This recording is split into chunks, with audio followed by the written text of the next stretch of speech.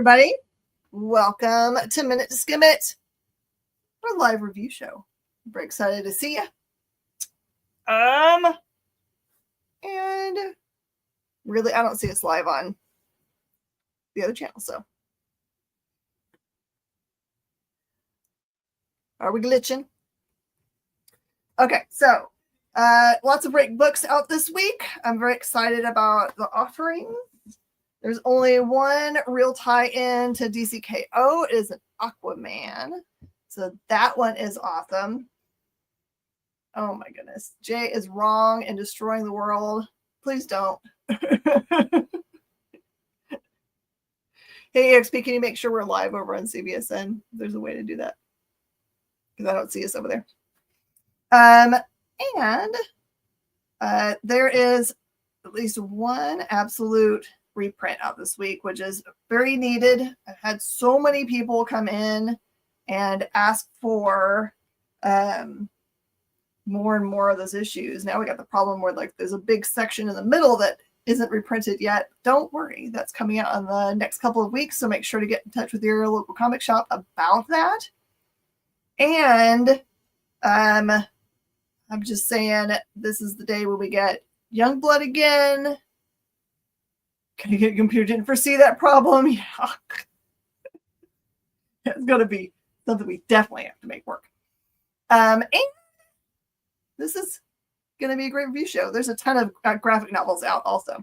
And for people that like old titles that re-show up again, Die is back in comic book shops, which is awesome. So we get Youngblood back, Die back, bunch of killer stuff. All right, it is time to review some books. Let's do it.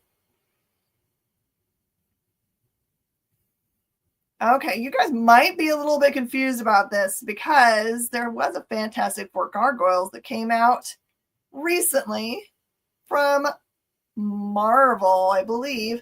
This is the Dynamite offering and not related in any way. So you can get this one and enjoy it for different reasons than the other one. This one is told in a very interesting way. I did not glom on to the fact that it was being told across a book instead of in up and down panels. So I will give you the heads up. It's like 3 different points of view being told. One is like the kids are trying to figure out how they're going to overcome the problem that is presented in this book. So the younger groups, so you've got Franklin and Valeria, and can't remember who the young gargoyle is because I have not watched Gargoyles in a really long time, so I apologize greatly about it. But and then some of it's apart from the point of view of the adults. I can't remember what the third one is, but across you'll be able to tell after a while. So the very bottom panels, they kind of go all the way across the page. If you look, there's always going to be a panel break that it goes this way, and that is a storyline that's happening. They're all happening at the same time, but they're all from different points of view. The top one is all the kids storyline that's going on. The middle one is the main group where you have Reed and the main gargoyles doing their thing. It's just a really cool way to tell a story. And I'm trying to remember when I've seen this storytelling style before. I feel like it's been in the last year that they have done this in a different kind of book. And I liked it. The thing I wish they'd done is I think the other book did it a little more clearly because the panels across were very distinctly colored. So you could tell how that was working across the page. So there is a little bit of that. The lower panel seems to be in a little bit more red hues. Middle ones are more like primary colors. And maybe you guys can see it a little better than I can. So hopefully that'll be helpful to you guys for reading the book and not to get lost in it, because I was like, wait a minute, this is very jumpy from panel to panel, but it's not. You can read it all the way across the top. Sometimes the stuff across the top is 2 panels high, and sometimes it's 1. So anyway, that's the way to read Gargoyles Fantastic Four. It's great, but also tricky for reading style. All right. I did not actually read this book because you know what? I've read it all before, long, long ago. I do have a ton of people recently who have expressed interest in the early Apocalypse storyline, especially given what's going on right now in all of the main X books. And since the main character is Revelation, which is Apocalypse's son, it's a really cool thing to be able to read all of these big storylines. So what it includes in this book is the entirety of the Astonishing X-Men #1. That's Scott Lobdell writing. Weapon X #1, Larry Hama. Factor X and Amazing X-Men. That's Fabian Nicieza. And those were all done in little 4-issue series arcs.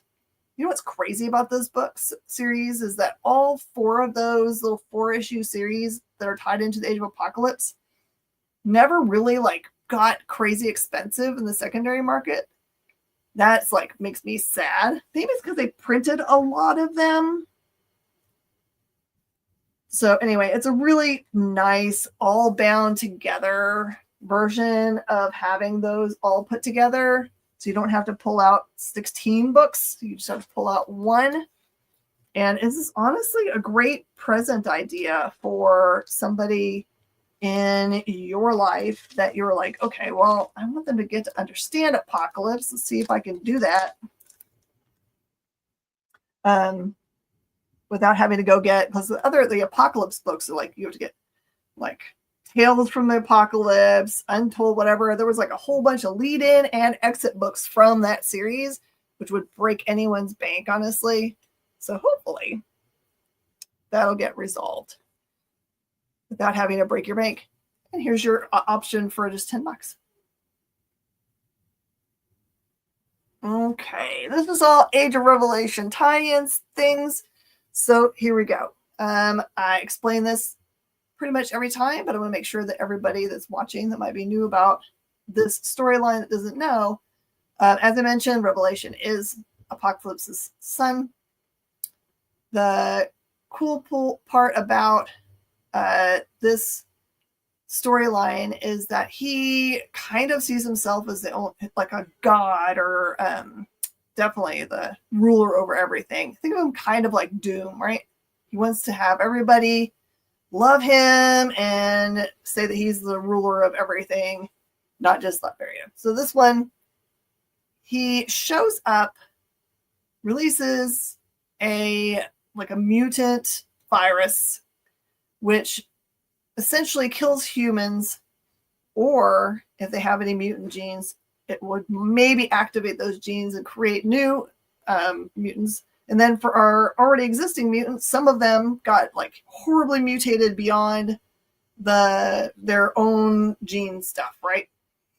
And so this one, when last we saw it, it was Sinister putting together a group of people, and their purpose was to go and find Venom, which they did catch at the very end of the last issue. So if you want to be caught up, that's all you need to know, really. It was a formation of the team, introduction of their new powers and stuff, because almost all of them, they got mutated past their current mutant allotment or whatever they had then.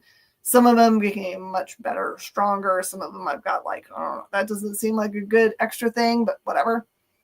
In this case, they are trying to hunt down, they need Venom to go and try to hunt down the original version of the gene virus, and trying to desperately find out something that will cure people that are either they're humans that they're trying to have not be exposed to the virus, but they've got them isolated. So there's no, I'm like, I don't know what kind of life that is when you have to live in a safe room. Or they know that they're mutants that are the mutation that's going to, the extra mutation is going to like maybe kill them, because that's the problem, is that sometimes does happen. So that is what's going on in this book. Good storyline. Venom in the beginning pretty much decides he doesn't want to talk to anybody. And Sinister's solution to that, which happens in the first couple of pages, is like, hey, we're keeping as a prisoner, but we're asking him for help. So maybe we just like take all of his restraints off. So I don't know if that's going to work really well for that team. Venom sometimes plays nice and sometimes doesn't. Sometimes he just eats your brain. There you go. That's Sinister's 6. This one was great. The idea of this one. Okay, so this is kind of two independent stories that are all tied together.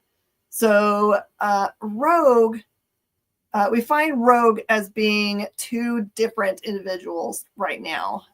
You ended up with Rogue Red and Rogue Green because of what's happened.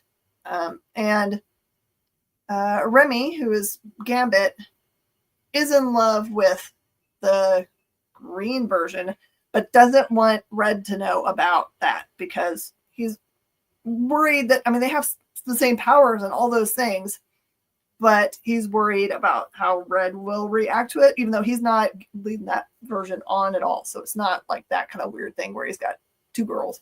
But the other big storyline that's happening is that they've figured out somehow that they are going to have to try to kill Storm.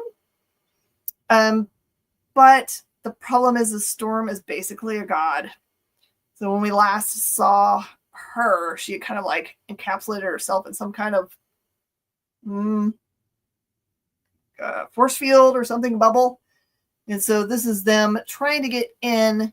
And then there's a whole bunch of cool twisty parts that happen in this book that I really enjoyed. So this is what's happening in that part of the universe. A little bit of Lover's Quarrel / what's going on with Rogue. And then mostly about like godlike Storm. How in the world are they going to do her in? Or is that really what they want to have happen? So there you go. And the last, but definitely not the least of the storylines, this is the one that actually in our store completely sold out. We totally don't have any more copies of this one. So this one is the most popular that I think of the series. So this one is a little bit a story about Tony, who he definitely, as a human, he wasn't a mutant before. He definitely got the gene virus. And what it did to him is it essentially turned him into no longer a person, but mostly mechanical. I don't know if it merged him with his suit or what. He becomes suit, basically.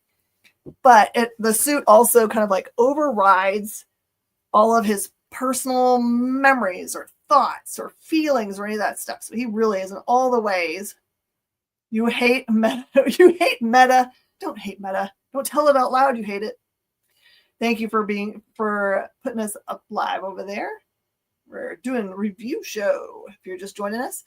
Okay, so it's about him, but they started the idea in the first book where way back when you had the Hellfire Gala that would happen every year as part of the Krakoa storyline.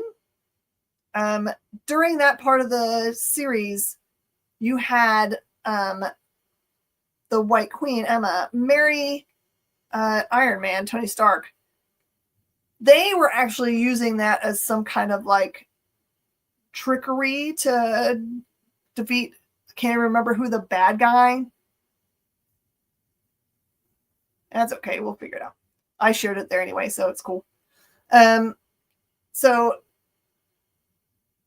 in the beginning, it was just them pretending, right?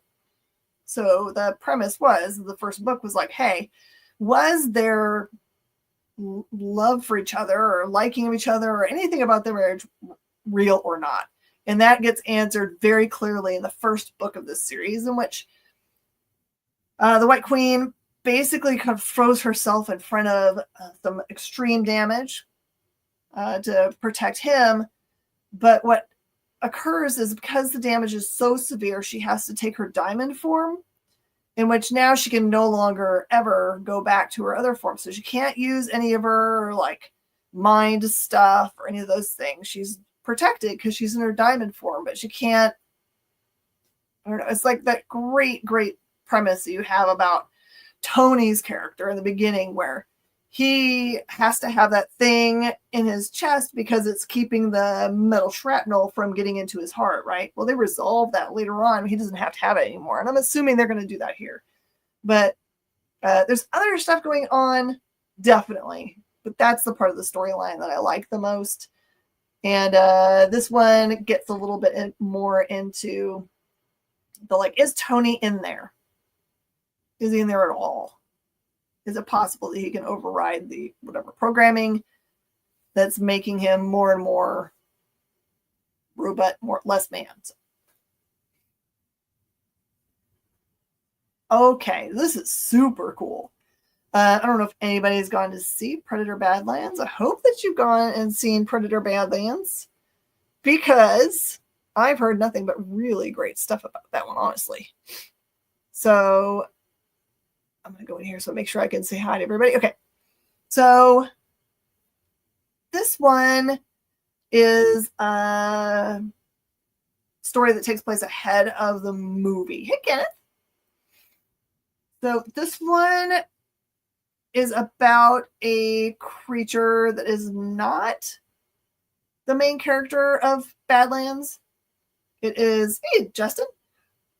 It is really excuse me, I'm so sorry.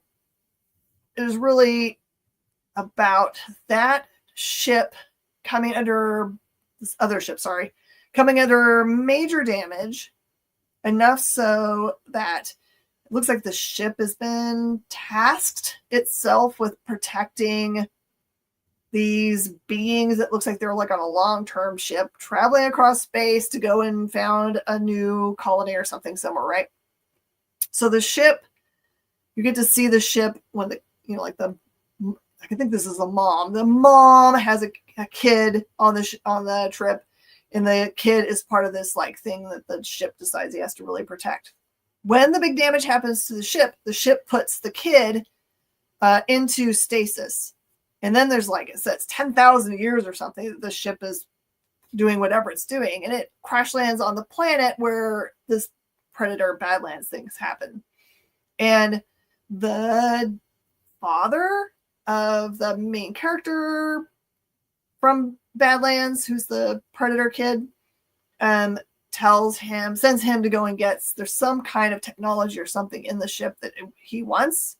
You don't get to see that guy until the very end, but the ship itself is really cool. It forms something to protect the kiddo, the little kid or the young person that's in stasis. So that's what this story is about. And like the way that all resolves in the storytelling lets you know a bunch more about the young Predator here that you see this part of the storyline in the movie, and his relationship obviously with his father. And like you see from the trailer of the movie that it really looks like maybe that guy is on this planet to prove himself, kind of warrior prove himself. And this like idea of his dad, him trying to please his dad, seems like it makes 100% sense for the way that predators seem to work, that they're only a hunter society. That's the thing that defines them. So a little more insight into how they operate. Okay, this is super trippy, y'all. This is 1776. I hope I'm going to get this all right, because I also read a really awesome red coat today. So, and that is all similar timeline. So, oh my word. This book, I'm actually going to open it up so I don't accidentally mix up these two storylines, because that would be really dumb. Hot face.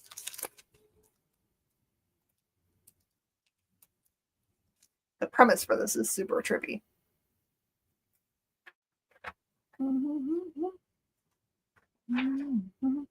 Yep. Okay.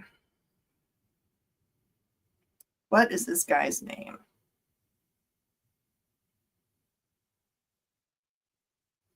All right, so this one deals with a guy named Cagliostro, which I believe is a character that's been around before, and Franklin. But the deal is they're trying to, like, Franklin goes, is basically his ghost. He already knows he's going to die, and Ogo, sorry, comes and kind of like casts his ghost out of his body to like get one last chance at him, kind of like he projects himself through time is the only way I can imagine it, and presents himself to Doctor Strange, who he believes is the only person that will understand what needs to be done. So then, like, so he opens up these, you know, like he does the like portally things and grabs in some of our superheroes. So you end up with Tony Stark, definitely Captain America. I'm trying to remember who else. I think that's the main guys that get pulled through. And and Spidey, sorry. And they're there to prevent Morgan Le Fay, who has been a character in Marvel for a long, long time, from many time periods, who is trying to mess up the early days of America. And they're trying to, let me make sure I can understand which one this one is. Yeah, this is what's going on. So their plan is to actually change who wins the war. So Morgan shows up and talks to the British commander and tells him that that's her plan. She was like, I want you to win. What's interesting about this book is how much time it spends chit-chatting about, like the heroes spend chit-chatting about, like, would that have been such a bad thing to have the British have won?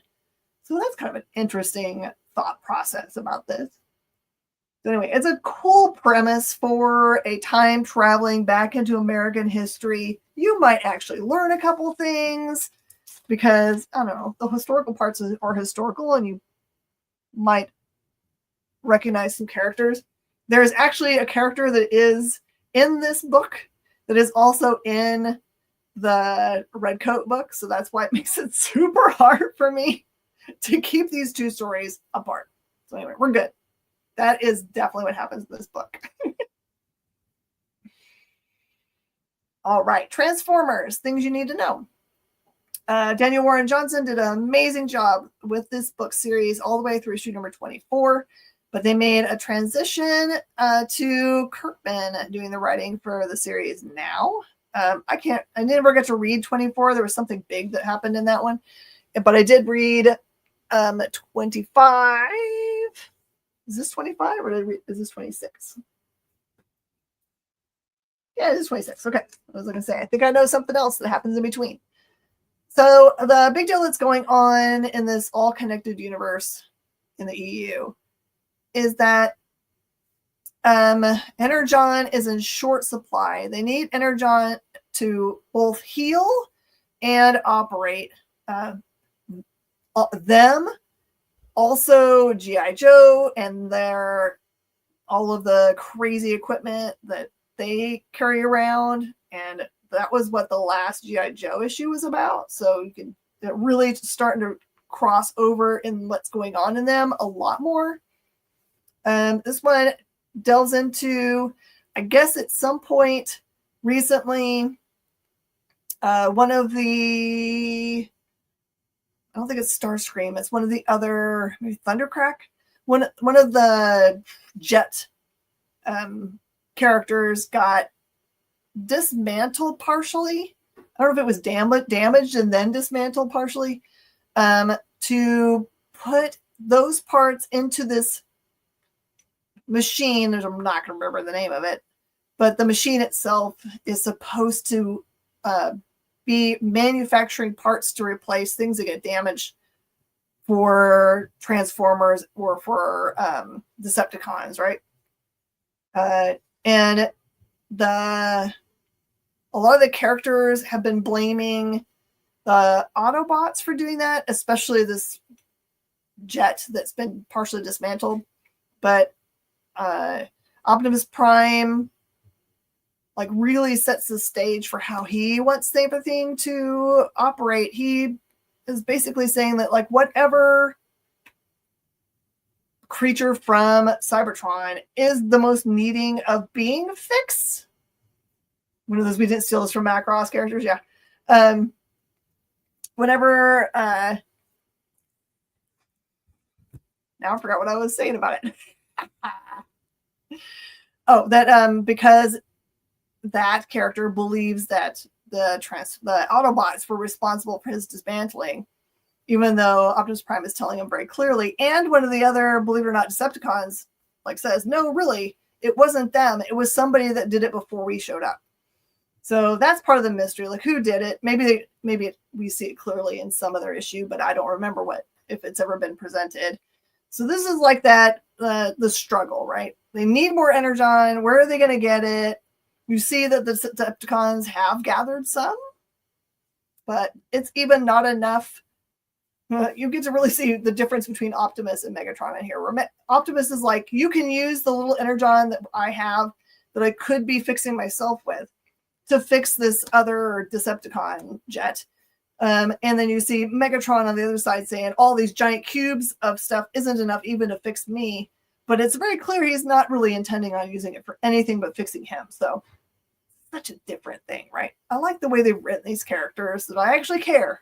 Why do I care that they have different views? Because they've always had these different views. But the way it's being told is so masterful. Optimus is a car, a robot, and the Megatron was a wide receiver. Oh, I don't know. Maybe. Here's the red coat. This one blew my mind. What? That was a football joke, Miss Jen. It was a sports ball joke. I don't know sports ball.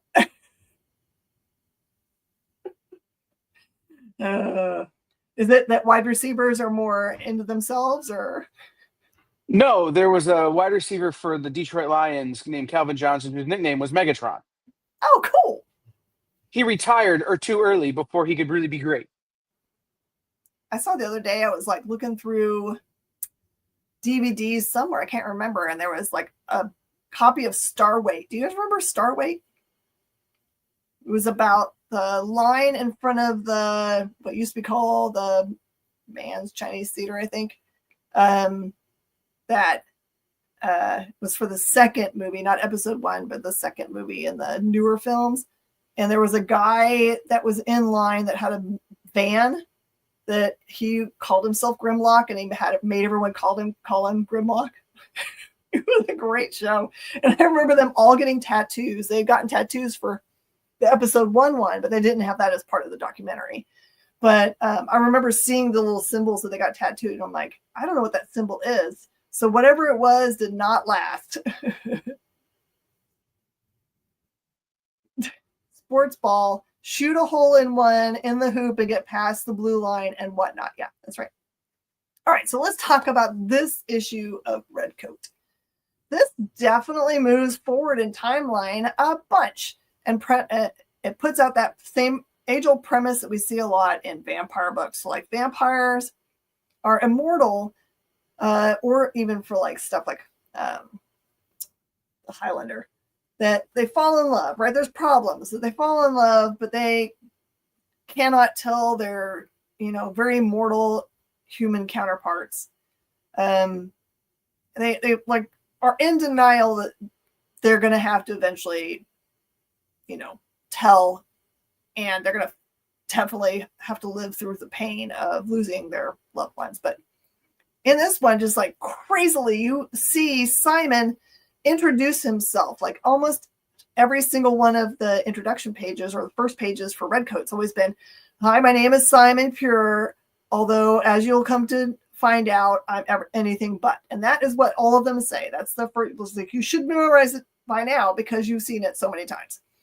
But this one starts out, "Hi, my name is Simon, some other last name." And you'll find out why, basically, is what it says. And it shows him as being a tailor in a kind of a large tailoring shop, I guess, tailor shop. And him being kind of cool about it, like not like, oh, he seems very not himself. You know how Simon's usually like kind of a ruffian and doesn't care about anybody, and he's always getting in trouble anyway. But in this one, it shows him being a family man. He has 2 children and a wife, and they're all happy, and the kids think he's the best cook, and it seems like everything is totally cool. And who shows up at Simon's front door but his good old friend, Albert Einstein. But Albert's grown up, because when he first met him in issue number 3 or 4 or something, he was a kid. So that is the setup for the book. I'm not going to tell you any more because the setup is so good. What is going to go on, and what news is Albert bringing him? Because it's not going to be good. You know it's not. Duncan is better than Connor. You can't change my mind. Okay, I'm not going to try to. All right, and this series has had a couple of different series. Die, when it very first came out, which was pre-pandemic, I believe, was one of the hottest books. And I never got to read it. I think mostly because we kept on selling out of it. But I'm glad I read this one, because it definitely make me go back. Like, I've actually pulled some graphic novels way up here so I can take one to go read it. But I understand from what I've read about this is the premise is that these friends get together to play a game. I don't think the game is actual D&D, but it is related to D&D.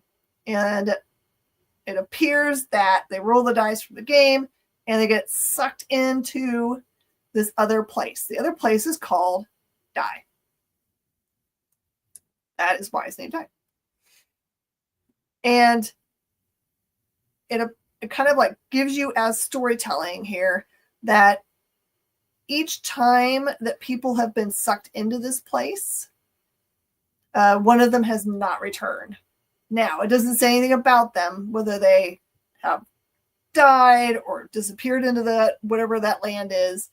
All you get is that this book focuses in on the people that are actually still existing in our world, but they are gathering to do a funeral, or maybe not even the funeral, because the funeral was supposed to happen before, because this actually happens, I guess one of the coming backs happens in the middle of the pandemic.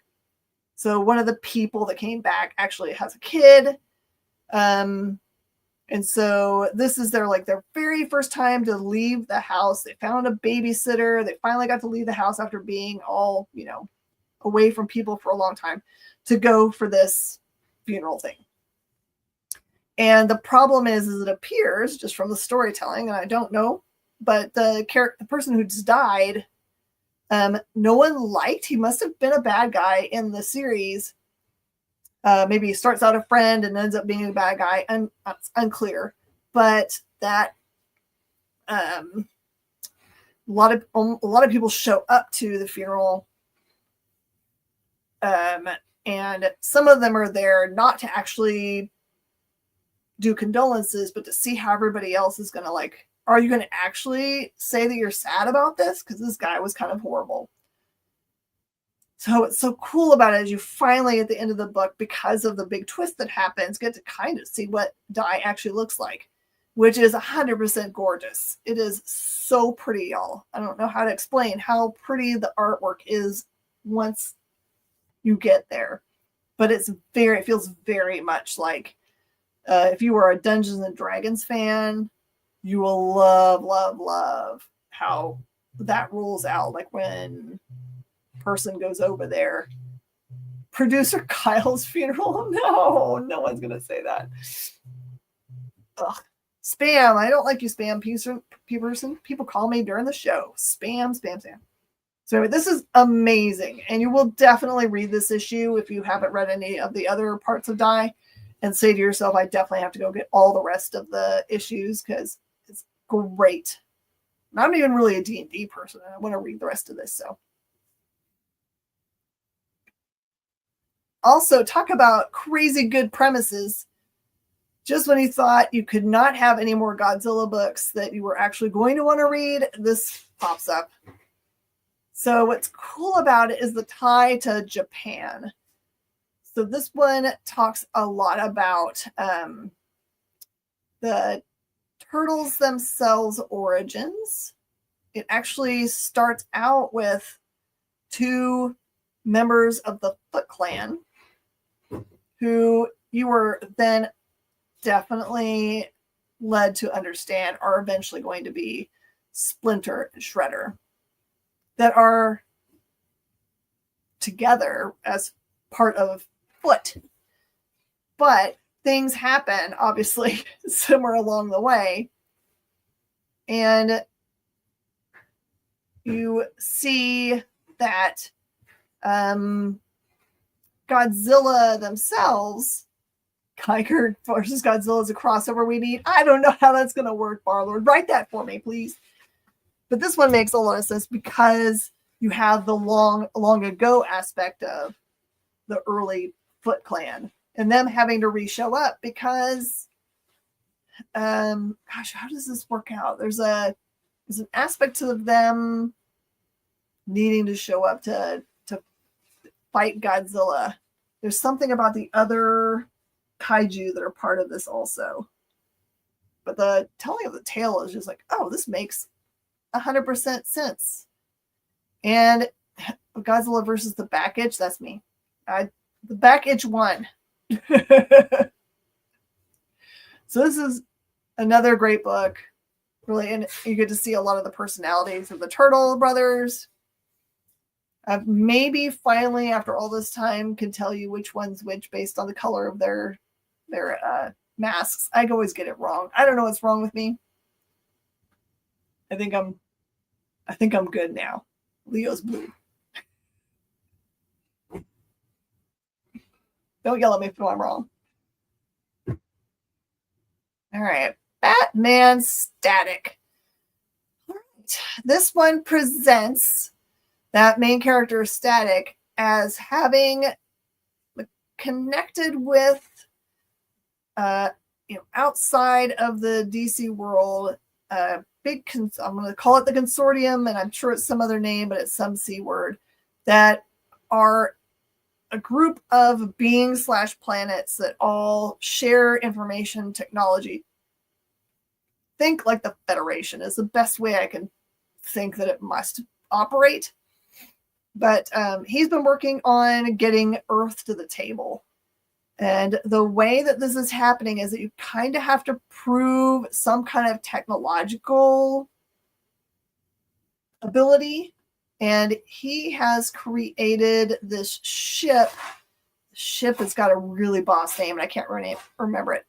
But this is about him and about Batman, which is cooperative. Thank you. The Batman that's there is the one that's from that part of the universe. There's a Superman. Is a ship called Richard? And it's not. But that would be hilarious. No, I should have written it down. But as they're on their way in the ship itself has technology that actually is what they're trying to use to prove that we should belong to this.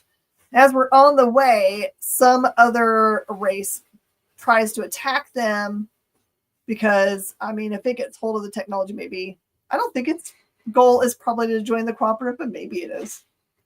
So this is our group of heroes trying to prevent that from happening. And it's really great because I like all these characters. We don't get to see these characters often enough. I would love to get these guys their own, like an ongoing series would be lovely. And Batman, Hush. Okay. This one, if you liked last week's Bat Fight, is that what it's called? Nope. Night Fight.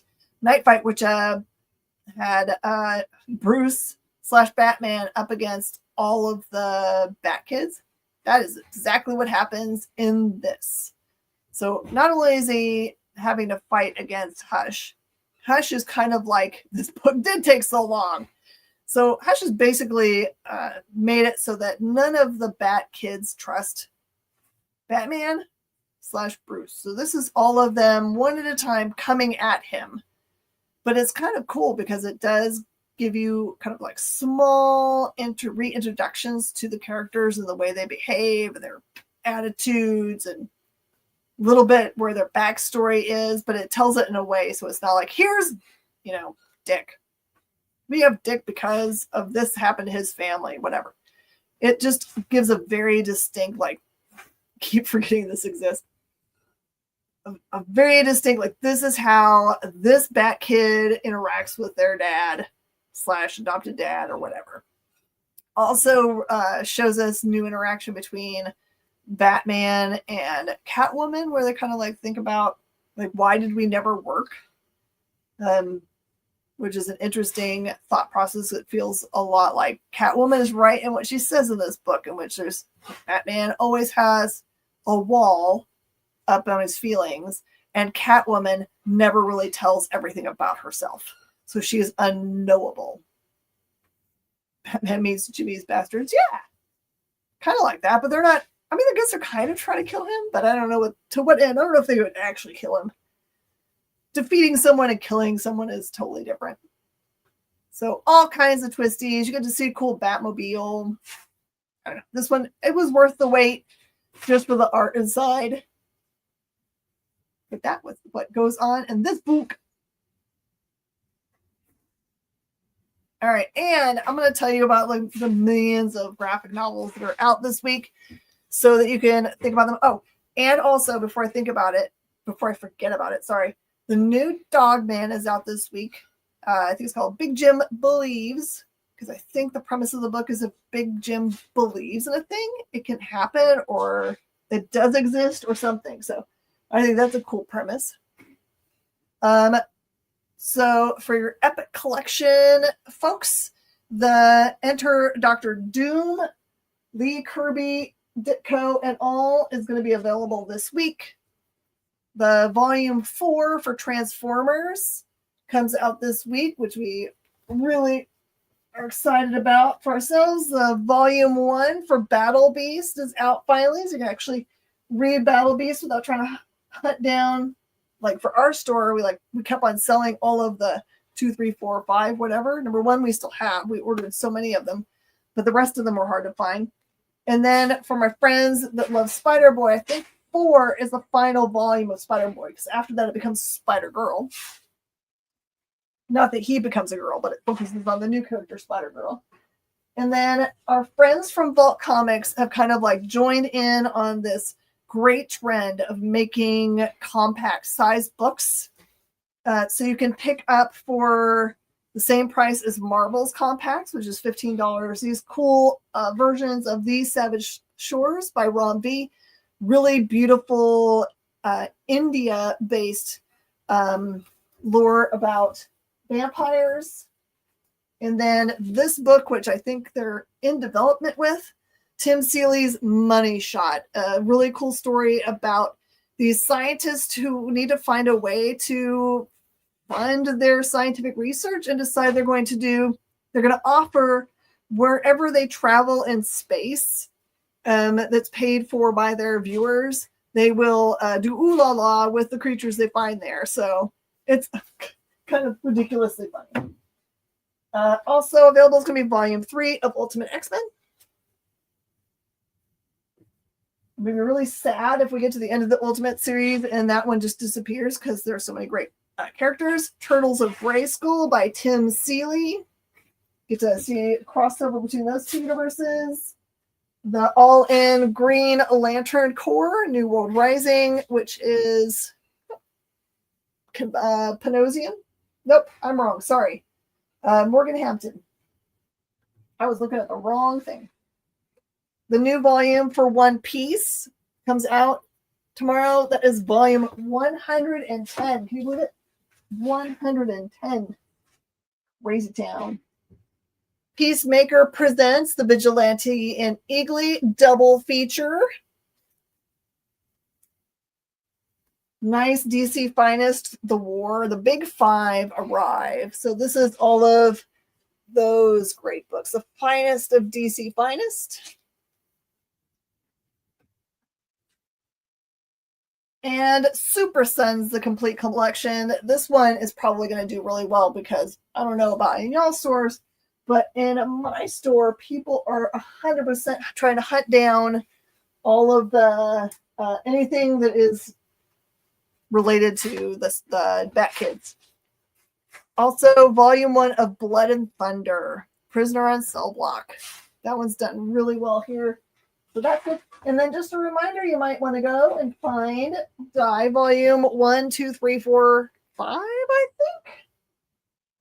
And if you did not pick it up last week at your local comic shop, Ice Cream Man, the book that is done via cards, has already started to get hot on the secondary market.